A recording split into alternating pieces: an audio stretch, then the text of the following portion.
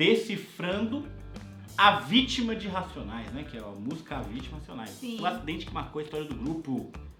Do canal Decifrando Hits. Decifra Hits. Decifra Hits. Que legal, gostei de 14 de outubro de 94, os Racionais MCs se envolviam num acidente fatal que marcaria para sempre a história do grupo. 8 anos depois, eles fizeram um rap que revelava linha por linha todos os detalhes e consequências daquele evento trágico. Eu sou o Guilherme e hoje vamos revelar a história por trás da música A Vítima dos Racionais MCs aqui no canal Decifra Hits. Naquela noite eu acordei e não sabia onde estava. Pensei que era sonho. No final de 94, os Racionais já tinham lançado seu terceiro trabalho, Raio X do Brasil, disco que trazia clássicos como Fim de Semana no Parque. Chegou fim de semana, todos querem diversão. Só alegria, nós estamos no verão. E Homem na Estrada. O homem na estrada recomeça a sua vida, sua finalidade. Com o sucesso do álbum, o grupo paulista conseguiu furar a bolha e estourar em todo o Brasil. A partir daí, a agenda de shows dos Racionais começou a lotar de uma forma que eles nunca tinham visto, chegando a fazer até 6 shows numa única noite. Os jovens de 20 e poucos anos sabiam que tinham uma oportunidade de ouro em mãos, então não mediam esforços para fazer o seu corre. Mas foi numa dessas correrias que um deslize fatal acabou acontecendo. Na madrugada de 14 de outubro daquele ano, por volta de 1h da manhã, o grupo dirigia em comboio na Marginal Pinheiros, em São Paulo. Eles estavam em 3 veículos. Atrás vinha um Passat, com KLJ, o DJ do grupo. No meio, vinha um Opala cinza escuro, com o rapper Ed Rock na direção e o operador de som Ronaldo Tadeu no banco do carona. E por último, mais à frente, vinha um Opala Diplomata com os 2 outros rappers do grupo, Mano Brown e Ice Blue. Quando o comboio estava na altura do shopping Eldorado, no acesso à ponte Eusébio Matoso, uma Kombi entrou na frente do Opala de Brown e ele desviou. Porém, Ed Rock, que vinha logo atrás a 100 km por hora, não percebeu a tempo e acertou o carro em cheio pela traseira, gerando um impacto tão violento que destroçou a Kombi e capotou o Opala de Ed Rock. O rapper, inconsciente, foi socorrido e levado às pressas para o hospital. E é nessa pegada que se inicia a narrativa da música A Vítima, com Ed Rock, também conhecido como Cocão, contando para o seu amigo Smurf os detalhes do acidente, a partir da sua primeira lembrança daquele dia sombrio,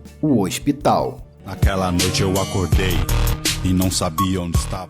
Pensei que era sonho, o pesadelo apenas começava. Aquela gente vestida de branco parecia com o céu, mas o céu é lugar de santo. Ed Rock acordou no hospital, mas, ainda atordoado, chegou a achar que tinha morrido. No entanto, nessa linha ele reconhece que não é um santo, então não poderia estar no céu. Aliás, mesmo sendo jovem e com toda a responsa do grupo, ele teve a humildade de reconhecer a sua parcela de erro naquele evento. Aquele acidente foi um puxão de orelha para eu voltar para a realidade. Eu tava fora do chão, me achava demais, me achava o cara, que podia tirar minha onda como quisesse. Era uma época em que eu era irresponsável, disse o rapper em entrevista para Rolling Stone em 2013. Com a brilhante habilidade de contar histórias típica das letras dos Racionais, Ed Rock transporta quem ouve essa música para dentro daquele quarto de hospital, detalhando com precisão o cheiro do éter usado para anestesiar os pacientes, as luzes, a dor de cabeça e os pontos cirúrgicos atravessando seu corpo. Tudo isso ao mesmo tempo que reflete sobre a fragilidade e brevidade da vida, pensamento típico de quem teve uma experiência de quase morte, dizendo: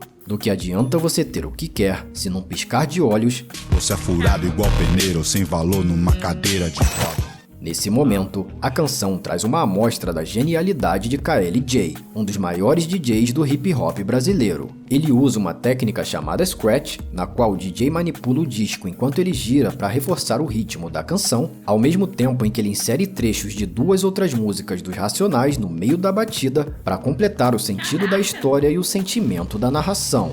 Roda, o que eu tô fazendo aqui? Não quero admitir. Agora é tarde.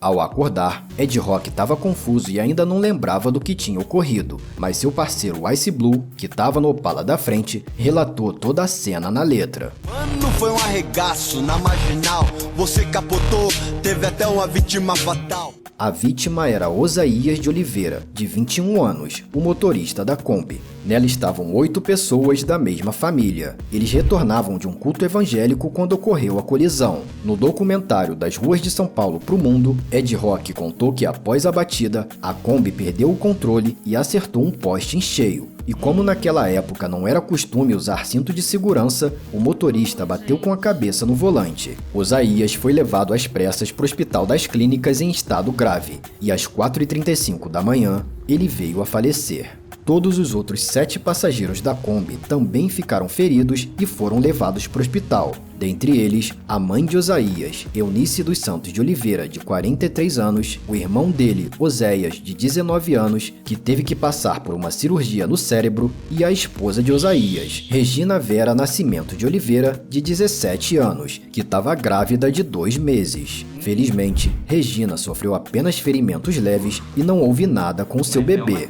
Mas na letra, Ed Rock lamenta o fato de Osaías jamais poder ter visto seu filho nascer. Ele deixou uma mulher que esperava um filho, um evangélico que nem conheceu o filho. Fatalidade ou imprudência? É com essa pergunta que Ed Rock inicia o terceiro verso, onde ele conta como a mídia tentou destruir a reputação dos Racionais e julgá-los pela morte de Osaías antes mesmo do veredito de um juiz. Naquela época, o hip hop estava apenas começando no Brasil, e os grupos de rap eram vistos com muito preconceito pelas classes mais ricas da sociedade. Por isso, diversos jornais começaram a tentar incriminar os Racionais, dizendo que eles estavam praticando um racha. Num mundo que não existia rede social, a TV era quem detinha o poder de cancelar as pessoas, influenciando a opinião pública da maneira que eles bem entendessem. Tumultuou, nunca vi tanto carniceiro. Me crucificaram, me julgaram no país inteiro. No dia seguinte ao acidente, Ed Rock e Ronaldo Tadeu tinham acabado de receber alta e foram direto para a delegacia prestar depoimento. Lá eles puderam dar sua versão do que ocorreu naquela madrugada. Ed Rock esclareceu que eles não estavam tirando um racha. Aliás, nas palavras dele, racha era coisa de playboy. Na verdade, eles estavam indo fazer um show no extinto clube Aeroanta em Pinheiros e que estava marcado para 00:30. Então eles já estavam bastante atrasados e por isso estavam dirigindo em alta velocidade. Ed Rock explicou que a Kombi, de ano 72, estava sem iluminação traseira, e isso, somado ao pouco tempo para a reação, fez com que ele colidisse o carro. Segundo Milton Salles, o empresário dos Racionais, os demais membros do grupo se ofereceram para prestar auxílio aos passageiros da Kombi. Depois do depoimento e das perícias, a polícia indiciou Ed Rock por homicídio, mas o juiz é quem iria decidir se foi uma imprudência ou uma fatalidade, e portanto, se o rapper seria preso ou não. Obadias, Tipo assim, o pai da falar que é vítima... homicídio, ele aconteceu. Sim. Alguém foi morto em detrimento de um acidente outra ou não, coisa. é um homicídio. Sim. Agora, houve a intenção de matar ou não houve a intenção de matar, tá ligado? Isso é muito importante dizer, porque você fala, nossa, então ele é um assassino. Não, ele matou uma pessoa, realmente. Isso é fato, isso é fato. vítima chegou a afirmar que a Kombi era o ganha-pão da família, que fazia entregas para sobreviver. Mas agora, além de perder o filho, perderam sua única fonte de renda. Segundo esse jornal da época, a família pediu outra Kombi e R$300 mil de indenização. E é nesse ponto que se inicia o quarto verso da música, com Ed Rock detalhando todo o seu julgamento pela morte de Osaías. 2 anos e poucos de audiência. Pra mim já era o início da minha penitência. Rock sabia que estava correndo o risco de ser preso, mas mesmo antes da sentença, ele já se sentia julgado pela mídia e pela sociedade, pagando sua pena ao ter que enfrentar um longo processo judicial, somado às críticas e ao sentimento de culpa pela morte de Osaías. E mais uma vez, vemos a genialidade dos Racionais no título dessa canção, já que, mesmo que de uma forma diferente, o rapper também se tornou uma vítima de todo esse processo. Ao chegar no tribunal, Ed Rock se depara com um ambiente hostil e angustiante, viaturas policiais, advogados e presos por todos os lados. E novamente, o rapper impressiona ao conseguir descrever na música todas as cenas que passavam diante dos seus olhos, te transportando para dentro daquele prédio. Num momento, ele vê um cara algemado, olhando para a parede e com vários policiais à sua volta, o que indica que se trata de um cara bastante perigoso. Aquela cena parece criar em Rock uma visão do que pode acontecer com ele e do tipo de pessoa que ele poderia encontrar na cadeia. padrão, o que né? gera uma enorme ansiedade em Tá movendo Rock. um preso, independente se ele seja perigoso ou não, é padrão. Ele tem que ficar olhando pra parede, cabeça baixa. E os policiais... A ponto de ele ficar com a boca e com a garganta seca. E é nesse momento que ele diz: Fui beber água, me deu mó sede. Nessa hora, ele recebe uma ligação do seu advogado informando que o juiz havia finalmente dado seu veredito. Porém, o sinal do celular estava muito fraco e Rock não conseguia entender qual havia sido a sentença. Não dá pra escutar, mas eu tô indo pra aí, falou, tô chegando. Numa época sem smartphones, a única forma de ele conseguir essa resposta era indo de encontro ao advogado. Rock então pegou o metrô e dentro do vagão, sua ansiedade, que já estava no auge, ficou a ponto de sair do controle. Para evitar isso, ele começou a tentar se distrair observando as pessoas ao redor e imaginando como seria a vida de cada um. Ele vê uma garota bonita, com um corpo atlético, um garoto lendo concentrado e que parecia ser um bom filho, até que se depara com uma senhora crente, de pele escura e aparência cansada, que o faz lembrar da dona Eunice, mãe de Osaías. Ela me fez lembrar, parece a mãe da vítima. Como será que ela deve estar? Nesse ponto, a música para por alguns segundos e conseguimos ouvir apenas o som do metrô se movimentando sobre os trilhos, amplificando o silêncio de Ed Rock.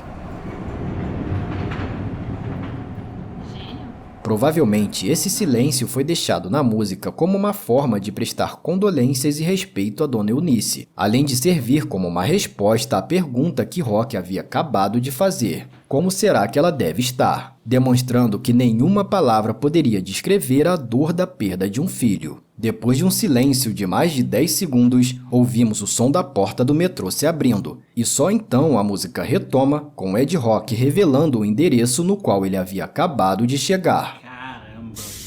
Cheguei no prédio da Ipiranga com a São João. Respirei fundo.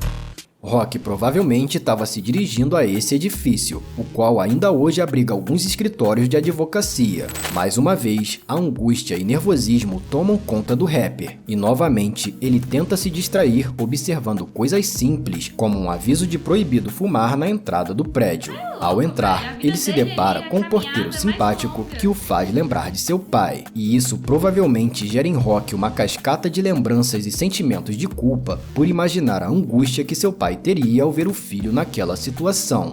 O porteiro tiozinho lembra meu pai. Qual andar que você vai? Se sentindo péssimo naquele momento, Rock responde que vai ao 10º andar. E enquanto se dirige ao elevador, lembra do quanto todo esse estresse afetou sua saúde a ponto de ele ganhar muito peso nesse período. Para piorar a situação, ele descobre que o elevador está quebrado e logo percebe que não terá um dia de sorte. Elevador quebrado.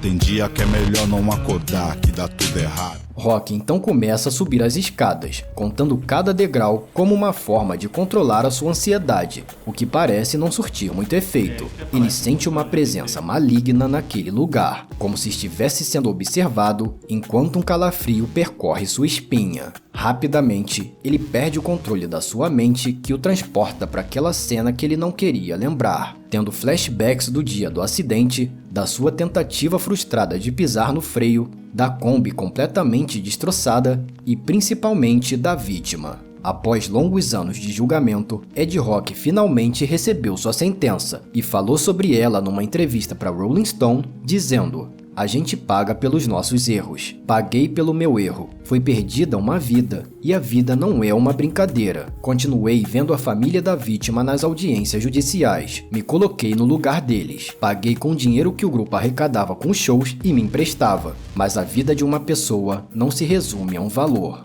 Apesar de toda essa situação angustiante, Ed Rock nunca se esquivou de suas responsabilidades, se colocando à disposição de apoiar a família da vítima e de pagar suas dívidas com Deus e com a justiça da forma que fosse preciso. Ao invés de omitir, ele não só reconheceu os seus erros, como também imortalizou sua postura nessa fascinante obra de arte. E histórias como essa só vemos nas melhores músicas de hip hop, assim como em Gangsta's Paradise, do rapper Coolio. Se quiser saber mais sobre essa outra história, é só clicar nesse vídeo. Muito obrigado. Vídeo, hein? Incrível vídeo. bom. Decifra hits. Bom, velho. História legal, Enquanto muito isso, bem nunca pode estar contado. solto. Pois é, né, velho? Realidade, Mas né? assim, né? Igual, pô, foi perdido uma vida ali, né? Por mais que o outro tenha sido imprudente, talvez ele também tivesse sendo imprudente. Então, difícil de julgar, difícil de pensar, né, velho? Até a próxima. Tchau.